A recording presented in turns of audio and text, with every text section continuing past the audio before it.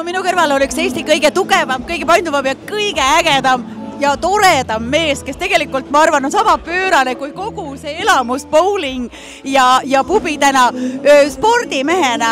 Kas sa toetad selliste uute sportide tõusmist, nagu näiteks nüüd, kui bowling läheks suure hooga käima? Loomulikult toetan, aga minu arvates, kui me vaatame üldse kogu Eestit, nii nagu siin öeldi, et see on võib-olla maailmas ainulaadne, ehk siis me arvame, et kuskil mujal nagu oleks midagi veel paremat, aga maailmas ringi käies ja esinemas vaatad, et tegelikult meie Eesti, me olemegi maailma parimad. Siin ongi kõige rohkem kaubanduspinda, siin ongi kõige puhtamad, ilusamad spordisaalid. Me ei loobi enam suitsukonisid tänavale, mida igal pool mujal tehakse. Ja me käime jõusaalides, me teeme sporti ja miks mitte bowlingut? Ja miks mitte bowlingut või spaas käia igale ühele midagi.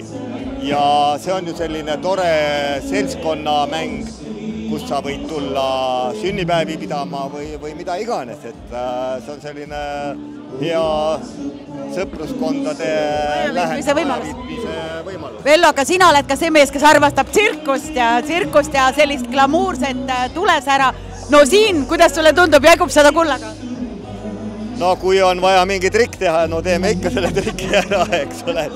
Et nüüd hammastega sellest bowlingukuulist kinni võtta on muidugi suht keeruline, aga no näpud kuuli võib ikka surrada. Kui palju sa üldse elus bowlingut oled mänginud?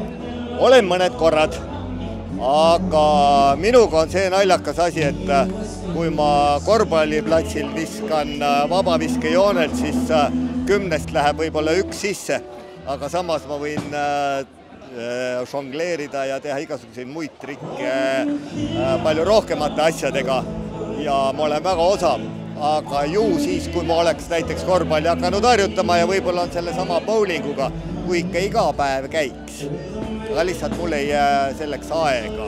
Tead, sina leiad selle aja, kui sina tahad, sina oled üks mees, kes saab absoluutselt kõigega hakkama. Ma loodan, et selline koht saab olema sinu selline puhkehetk, ei pea alati olema kõik sport ainult selline meeletu pingutus, et võta siis vahepeal aeg maha ja nagu ütles Vello, meil Eesti on maailma kõige ägedam koht ja see siin saab olema täiesti eriline äge koht, kui sa ei usu, tule vaata ise. Aitäh sulle! Aitäh!